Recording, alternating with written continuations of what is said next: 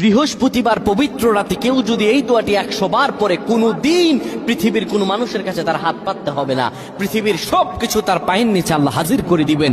দারিদ্রতা থেকে মুক্তি দান করবেন, বিপদ আপদ থেকে মুক্তি দান করবেন, তার সম্মানকে সুউচ্চতা দান করবেন, অসুস্থতা থেকে দূরে রাখবেন।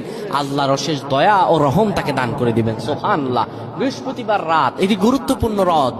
এই রাত সপ্তাহে একদিন আসে।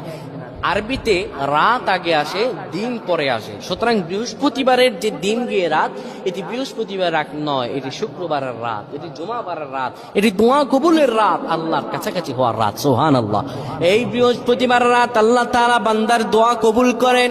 কেউ যদি বৃহস্পতিবার রাতে ঈশা নামাজের পরে পবিত্র হয়ে ইয়া হাইয়ু ইয়া হাইয়ু ইয়া হাইয়ু ইয়া রফিয়ু ইয়া রফিয়ু ইয়া রফিয়ু এই দোয়াগুলো পড়তে পারে 100 বার,